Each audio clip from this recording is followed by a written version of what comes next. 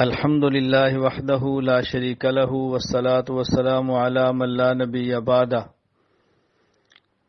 جموں کشمیر کے نہایت جید باعمل مفکر مفسر فقیہ جید عالم دین مفتی فیضل وحید قاسمی نور اللہ مرقدہ انتقال فرما گئے ہیں، جن کی خبر سن کر بہت دکھ ہوا، بہت افسوس ہوا۔ انا للہ و انا الیہ راجعون۔ انا للہ ما اخذ ولہ ما اعطى وکل شیء عنده باجل مسمى۔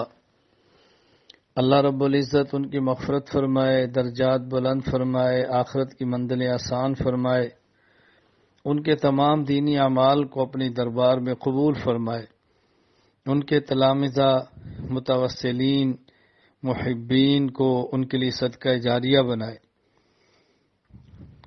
اللہ رب العزت نے ان کو بے پناہ صلاحیتوں سے نوازا تھا، دین کا درد رکھتے تھے، علاقے میں علماء حق کی پہچان تھے، بہت بڑی خدمات ہیں ان کی، اللہ اپنے دربار میں قبول فرمائے۔ بڑے عرصے بعد اس قسم کے علماء پیدا ہوتے ہیں، ان کے جانے کا دکھ اپنی جگہ پہ ہونا بھی چاہیے۔ میں اس موقع پر گزارش کروں گا چند ایک چیزوں کا بہت اہتمام کریں۔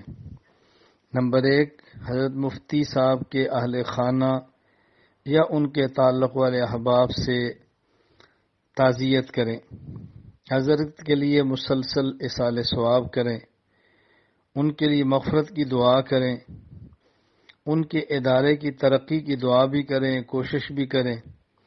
جو حضرات کی زندگی میں حضرت کے ساتھ یا ان کے ادارے کے ساتھ جس طرح تعلق تھا، تعاون فرماتے تھے، حضرت کے جانے کے بعد بھی جاری رکھیں، اور جو ان کے شاگرد ہیں، مریدین ہیں، ان کو چاہیے کہ حضرت جس عنوان پہ کام فرماتے تھے، جس طرح دین کا دفاع کرتے تھے، دین کے جذبے کو لے کر پورے علاقے میں خدمت سر انجام دیتے تھے، آپ تمام اس کام کو جاری رکھیں۔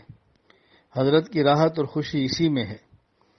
اور ایک اہم گزارش کہ کسی شخص کے جانے پر افسوس اپنی جگہ پہ، جو حضرات زندہ ہیں، کام کر رہے ہیں، ان کی قدر فرمائیں، ان کے ساتھ تعاون فرمائیں، ان کے لیے دعائیں کریں، اور ان کی شرور اور فتنوں سے حفاظت کے لیے اللہ کے حضور ہاتھ پھیلا کر دعائیں مانگیں کہ اللہ تعالیٰ ان کی دعوت کو قبول فرمائے، محنت کو قبول فرمائے۔